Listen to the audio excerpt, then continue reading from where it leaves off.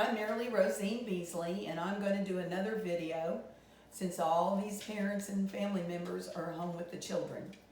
My parents were chemists, and I remember my mother saying over and over again when I was growing up, baking is science.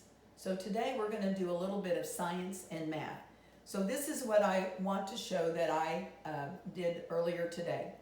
I went ahead and decided today was the day that I was going to make oatmeal cookies. I haven't made oatmeal cookies in quite a long time, but I thought, why not? I have a lot of oats in my cupboard. Then I went ahead and I got all of the ingredients.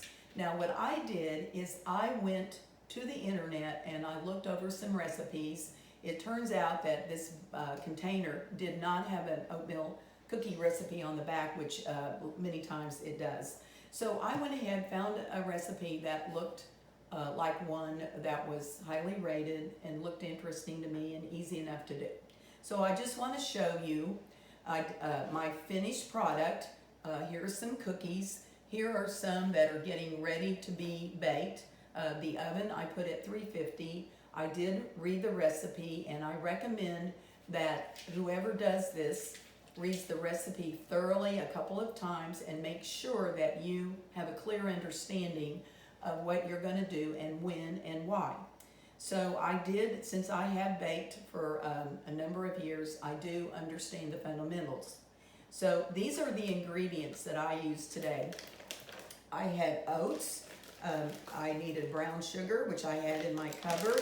I had lots of baking soda. You can use baking soda as a cleaning agent. Here's some cinnamon, quite a bit of cinnamon that I got at Kroger a while ago. Here is a really nice product. All-purpose flour is King Arthur flour. It's a very nice flour product. It may be a little more money, but sometimes I think it's worth that little bit of extra money. I had a couple of bags of sugar that I found. Here is some, this is butter, and I do like to bake with unsalted butter if I have it. If I don't, I'm not too concerned about it. The other things that I gathered today were some measuring spoons and a measuring cup. And this is something that when you do this with children who aren't experienced with this kind of thing, this is a way to start teaching them some of the math things that they would need to know. In my opinion, it always works better if you have things that are relevant to a person, whether that's a child or whether it's an adult, because I've done a lot of adult education when I was a nursing instructor. So just to let you know, I needed 2 eggs, so I cracked those and whipped those up in this bowl earlier. So I looked at the recipe and I followed it the way they explained it, and because there's a reason. What they recommend is that you take the butter and you take the sugar and you mix it all together. So in this case, I have some regular sugar and some brown sugar. And so what you want to do is, you want to cream the butter and the sugar together. Now, what you can do is you can put the butter out and let it soften, or you can put it in the microwave, which I did because I wanted to start the process. So just for a few seconds, I put it in the microwave, and I actually had it in here. And so it was very soft, even a little bit melted. And another thing that I did is I took the wrapper off and I used that on the baking sheet. I'm using parchment paper. You could use foil, you could just use the baking sheet. I do prefer parchment paper because it's very easy cleanup. So anyway, the first step was to cream the butter and the sugar, and then I looked at the recipe and looked at the order of the other wet ingredients. Now, if this is something you've not done before, I do recommend that you consider maybe having 2 bowls. One bowl would include what I would call the wet ingredients, and that would be your eggs, your butter, your sugar. It would also, there's vanilla extract. So that way you have that all together. Then you have the dry ingredients that are like your Quaker oats, your flour, and also you have baking soda.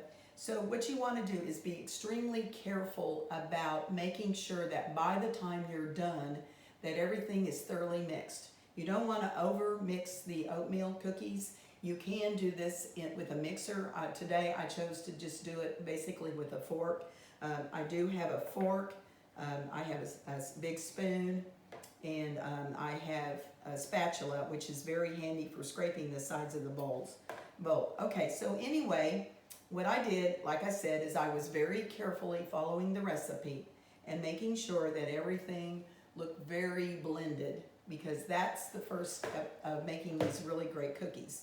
All right, so once it was blended, and I did preheat, or as I was working, I turned the oven on to 350. That was the recommendation of the recipe, and that's a very typical heat temperature that's listed. So then what I did is I took this, and what it recommended was that you have 2 teaspoons, I believe it's a teaspoon, 2 tablespoons worth of the cookie dough. So I measured out for a couple of them, what did that look like, so that I could then, take enough and then start kind of rolling into balls, and then I placed them in different places. So that's how I did it. Now, the recipe talked about doing this for 10 minutes. So what I did is, yes, I checked for 10 minutes, and I opened up and checked the cookies. To me, they looked like they needed to be in there just a little bit more time. Now, one thing that you can do is you can set the timer on the oven, or if you have a cell phone, you use that, which I use my cell phone a lot. I wanted to do something else while it was in the oven, so I had my cell phone with me. So you can set your alarm on your cell phone. You also have the other kind of timers, the kind of an older fashioned timer that some of you probably still have, and I do too.